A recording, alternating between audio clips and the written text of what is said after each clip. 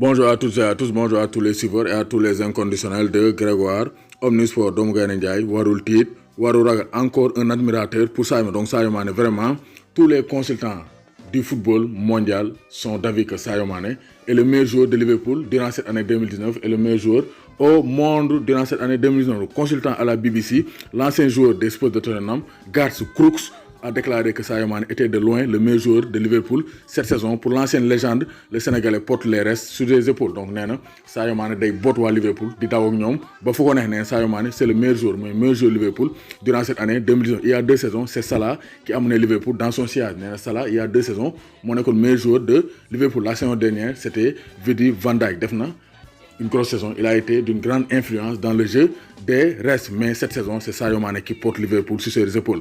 Sa vitesse, sa puissance, sa force ont été caractéristiques du jeu de Liverpool. Nee na vitesse am, puissance am ak force am dafa wane wu carrément, dañ ko gis carrément ci jeu wu Liverpool. Mu ne sans l'international sénégalais, la vie au sommet serait considérablement moins confortable. Mu ne sans Sadio Mané, Liverpool dinañ am d'énormes difficultés pour s'imposer dans le plus haut niveau. Nee na c'est Mané qui a semé le trouble dans les rangs de Tottenham tout au long du match et la raison pour laquelle ils ont perdu. Nee na Sadio Mané moo jaxase défense su Tottenham bi te moo créé le penalty vainqueur. Et Sadio Mané et plus que jamais day montrer chaque saison, chaque match, chaque week-end que c'est le meilleur joueur des restes de Liverpool. Donc loolu Crooks wax, Garth Crooks, ancien joueur de Tottenham, qui a confirmé que Sadio Mané cette saison c'est le meilleur joueur de Liverpool et probablement du monde cette saison 2019. Donc waa lii neexul.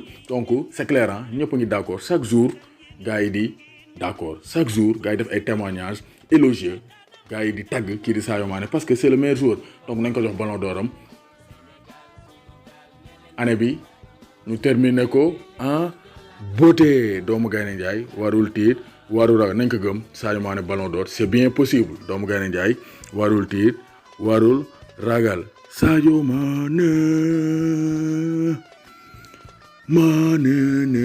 Moustapha Diouf an bété jibi waa Arabie Saoudite maa leen di béggee léegi ku bëgg a abonné compte Instagram Grégoire Omnisport da ngay tapé Grégoire _Omnisport Omnisport, page Facebook Grégoire Omnisport, Snapchat Grégoire Omnisport. Donc partout c'est Grégoire Omnisport, mooy Snapchat, Instagram, Facebook, YouTube, Grégoire Omnisport. Vous serez toujours informé sur tous les réseaux.